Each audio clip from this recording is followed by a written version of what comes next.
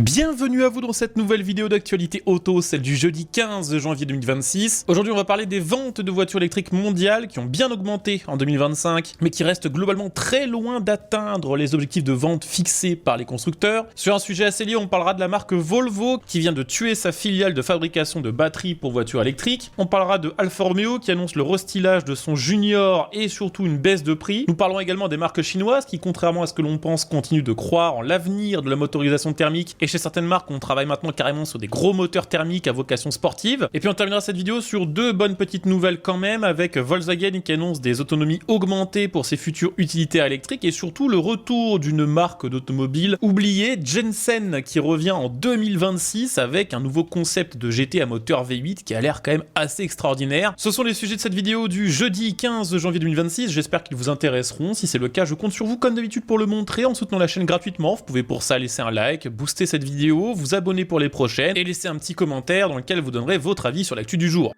On va commencer cette vidéo avec un gros dossier puisqu'on va parler de l'augmentation des ventes de voitures électriques en 2025 à l'échelle mondiale. En 2025, se sont écoulés au monde 20% de voitures électrifiées de plus qu'en 2024. Cette dynamique positive repose évidemment sur les ventes de voitures 100% électriques qui ont grimpé de 24%, mais bien sûr aussi sur les ventes de voitures hybrides rechargeables, en hausse elle de 13% avec 7 millions d'unités. Le problème c'est que derrière ces beaux chiffres se cachent quand même de fortes disparités géographiques. Et ça va être le gros truc très compliqué à gérer par les constructeurs historiques sur les prochaines années. Comment pourront-elles continuer à faire le grand écart entre les marchés qui demandent une gamme 100% électrique complète et les marchés qui en ont vraiment rien à foutre et qui continuent d'acheter majoritairement, voire très majoritairement, des véhicules à moteur thermique. En Europe par exemple, c'est 31% d'augmentation des ventes de voitures électriques comparé à 2024. C'est bien, c'est une bonne nouvelle pour les constructeurs, mais il faut rappeler quand même que 2024 avait été une année sacrément dégueulasse pour la voiture électrique. En 2024, il y en avait moins qui avaient été vendus qu'en 2023 et surtout moins en part de marché.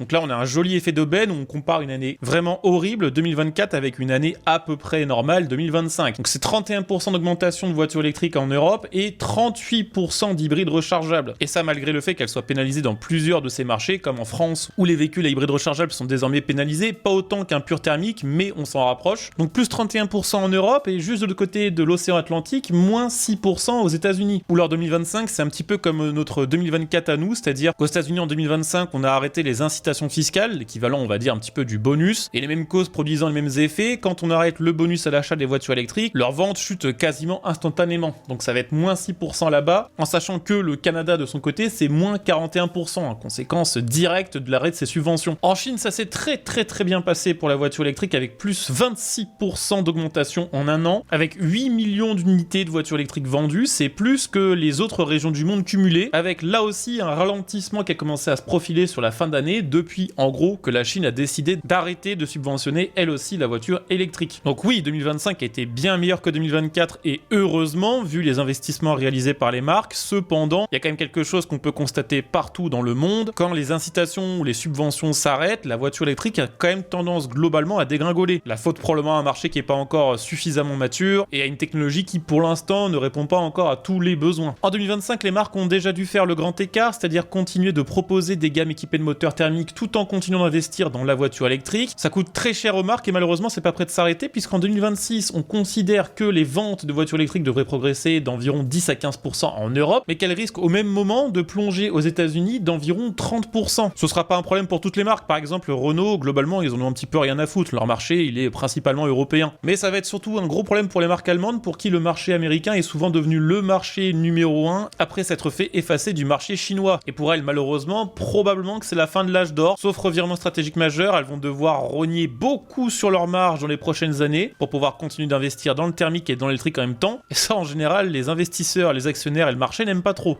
D'ailleurs, il y a une marque qui vient d'en faire les frais de ce marché qui est toujours pas vraiment mature. C'est Volvo qui a finalement décidé de suspendre totalement les activités de sa Gigafactory de batteries qui était jusqu'ici opérée par sa filiale Novo Energy. C'est une mise en hibernation prolongée qui s'accompagne de la suppression de 75 emplois sur le site. C'est pas beaucoup, mais c'est parce que la production était déjà bien ralentie depuis un petit moment, il n'y avait pas besoin de la faire tourner à 100% cette usine. Ce projet avait été lancé en 2021 avec pour partenaire Northvolt, qui on le rappelle a fait faillite en 2024. C'était C'était 3 milliards d'euros d'investissement, ça devait créer 3000 emplois, 4 ans plus tard, la construction de l'usine est terminée, mais la production est toujours à l'arrêt. Pour le président de Novo Energy, Alexander Petrovski, le modèle économique n'est tout simplement pas soutenable. En gros, ça coûte tout simplement trop cher de faire tourner cette structure, cette usine, pour trop peu de clients et trop peu de marché. Le pire là-dedans, c'est que Volvo, c'est pas une petite marque et que Volvo a cherché des partenaires pendant plus de 1 an pour remplacer Northvolt, qui a fait faillite, mais elle a jamais réussi à trouver. Malheureusement, ce qui vient de se passer du côté de chez Volvo, on risque de le voir dans les prochaines années un peu partout en Europe, parce que faire des batteries en Europe, ça coûte très cher à cause du coût de l'énergie qui est démesuré, et surtout, on n'est pas assez rapide. Le temps qu'on mette au point une usine pour produire des batteries, les Chinois, ils ont déjà eu le temps, dans leurs usines qui tournent déjà, de produire 3 ou 4 nouvelles générations de batteries qui viennent écraser les précédentes. Entre ce retard qu'on ne rattrapera probablement jamais et le fait que pour l'instant le marché est toujours pas assez mature, qu'il n'y a pas assez de clients qui achètent des voitures électriques, c'est un peu plié, tout simplement.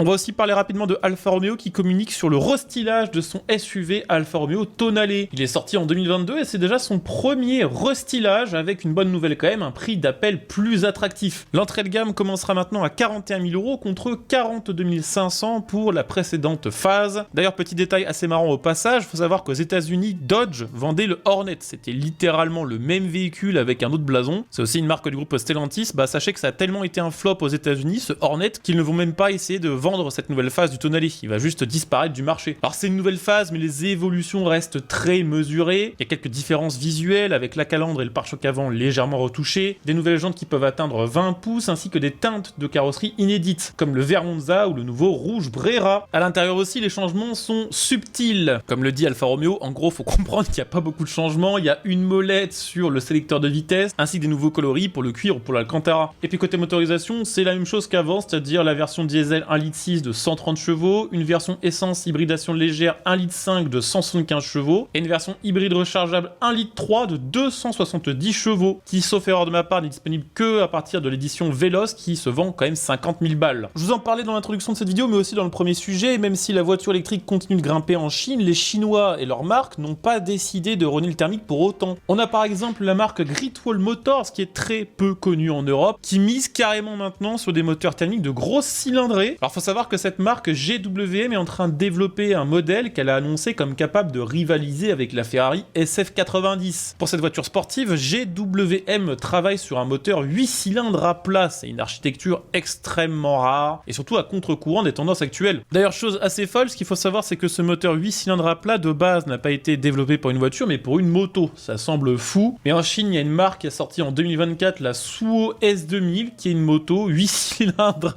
On va terminer cette vidéo avec deux bonnes petites nouvelles, deux choses positives. On a déjà Volkswagen qui améliore l'autonomie de ses utilitaires électriques les plus populaires, à savoir le e-Transporter et la e-Caravelle. Alors si vous connaissez pas, c'est normal, c'est parce que ça se vend pas, et Volkswagen considère que si ça se vend pas, c'est notamment à cause des autonomies qui sont trop faibles, raison pour laquelle ces deux véhicules vont maintenant recevoir une batterie 70 kWh contre 64 pour la précédente. Résultat, c'est une autonomie qui pourra maintenant atteindre 371 km, c'est 13% de mieux que les versions précédentes. Est-ce que ce sera suffisant? Probablement pas, mais ça va quand même dans le bon sens. Côté recharge aussi, c'est mieux, puisque grâce à la compatibilité 125 kW, la batterie pourra désormais se recharger de 10 à 80% en 30 minutes. C'est 10 minutes de mieux que la précédente batterie. Et autre nouveauté, le e-Transporter pourra maintenant être commandable avec une transmission intégrale 4Motion qui connectera le moteur électrique arrière déjà existant à un second moteur électrique qui sera placé à l'avant du véhicule afin d'obtenir 4 roues motrices. Il sera disponible dans cette version soit en 136 chevaux, soit en 286. À voir si ce sera suffisant pour convaincre de nouveaux acheteurs.